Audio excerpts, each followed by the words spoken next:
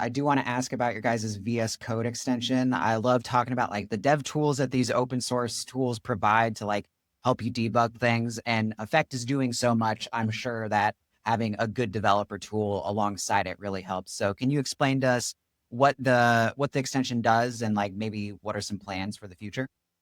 Yeah, absolutely. So because Effect is kind of difficult to get started with, and sometimes it can be difficult to like get into the ecosystem, we're trying to introduce as much dev tooling as we can to sort of smooth out that process. The VS Code extension is one aspect, and we can talk about that. The other aspect that has sort of recently been introduced within the last 2 months or so is the language server plugin, which I think is fantastic, and it augments the information that you get from the TypeScript LSP to be designed to improve the experience with Effect. So you can get a lot more information from your LSP than you would otherwise normally. Plus, it also introduces a lot of like code actions that can be helpful. So you can, for example, like write an interface in TypeScript and then do whatever the shortcut you have for code actions is, and just click to convert it to a schema, and the code action will do that for you.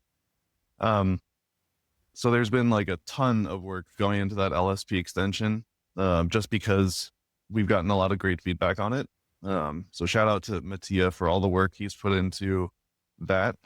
But for the VS Code extension, I think the focus is more on the observability tooling that we can provide with Effect. So for those who don't know, Effect does publish a VS Code extension that kind of wires up like a small development server that connects your application running in VS Code to the VS Code extension itself.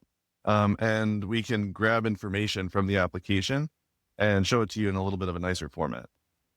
So for example, there's an observability view that you can get access to in VS Code. So if you wire up the dev server in your application, you can see, for example, all of the spans and their attributes. So you basically get full tracing information in VS Code. And we have plans right now. It's just kind of like a simple tree view in VS Code. So it's not like the prettiest, but you can still get like a lot of information that way. We've been working on a web view in VS Code that'll open up a like proper trace viewer. So if you've ever visited our website and gone to the playground, for example, there's a trace viewer on the playground that we're working on porting into a web view on VS Code. So you can actually get like kind of like a mini observability experience right within your VS Code window. But it also publishes other observability information. So with Effect, you can also declare metrics in your application, not just like spans, but also like publish metric information. And the VS Code extension will show you those as well, as long as you have it registered again. And there's a lot of other work that's being done to the VS Code extension over time. I think there's also the ability to debug Effect context, because we had gotten feedback that it's often hard to know what information is being provided to your program where. Like sometimes, as with dependency injection, you start to lose track of like what you've provided and what you haven't yet. It is in the type system, but even with that, like it can sometimes get a little bit confusing. So with the VS Code extension, you can actually inspect the context of your effects at different points in time to see what's currently in the context. And there's a lot of work that we plan to do for the VS Code extension, basically to just try to smooth out the developer experience. But one of the biggest things we have in the future is like trying to wire up that observability view, because, I think the observability story for Effect is undersold on our website at the moment. But it's just like so easy to add observability into your programs with Effect. And then you just point it at whatever OpenTelemetry backend or observability backend you have, and you get all of that information right away. So yeah, that's kind of like why we have the VS Code extension in the first place and what we're planning to add to it. But I would also say definitely check out the LSP extension. It's literally a one-liner install and a one-line config in your TS config, and you can get started with it. Yeah, so that's kind of like the approach we've taken with 4.0. Um, and we're also like kind of taking a look at one of the other major problems with Effect, but also like with any other library that introduces a runtime, React or anything like that, um, which is kind of the pure dependency madness that comes along with dealing with libraries like ours.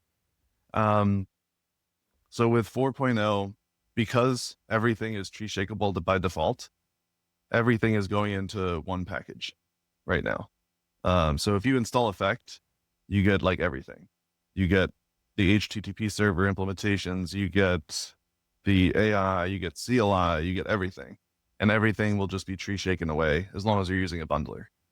Um, so we've taken like, and we're kind of namespacing modules to make that a little bit easier for folks to deal with. So a lot of experimentation in 4.0 right now around that, but the focus has really been on speed, simplicity, and making things a lot leaner where we can. Sweet. That bundle size improvement seems like it's going to be a big unlock for a lot of people. 100 kilobytes is way too much for most. Before we go, I think we should talk about the company you guys have built around Effectful Technologies. What is the goal with that? What are you guys going to ship? Yeah, it's a good question because, making money off an open source project is not really a thing. So I can't talk too much about what we're working on at the moment, but our bet is kind of twofold as a company. So to be clear to the folks watching this, Effect is open source, will always be open source, and is totally managed by the community and the core contributors. So if you actually look at the Effect organization, it's not owned by Effectful Technologies, it's owned by Mike and a couple of like key contributors like myself and a few other folks. So while Effectful Technologies helps to maintain the libraries, it's not the owner of the libraries. It never will be. The company itself kind of has two major bets. One is that TypeScript is going to become, if not already is, the default language for backends in general.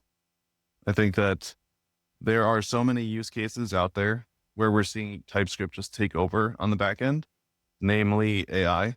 I think if you're building a backend that deals with AI, if you're building an agentic system, chances are you're using TypeScript because the tooling in TypeScript is just so great around AI. And that, not just from like a library perspective, but, TypeScript is the perfect language to be dealing with these primitives and with these LLMs.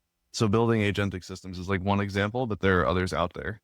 And I think the reason why we're seeing that shift is because the developer pool in the TypeScript marketplace is so huge and it's only growing. It's very easy to hire within that development pool. So, and if you hire a TypeScript developer, you have somebody who can develop on the front end and the back end. They may not be experts in both, but they have the capability to learn both. So that's kind of our first core bet. And our second core bet is that the serverless model in general was a mistake.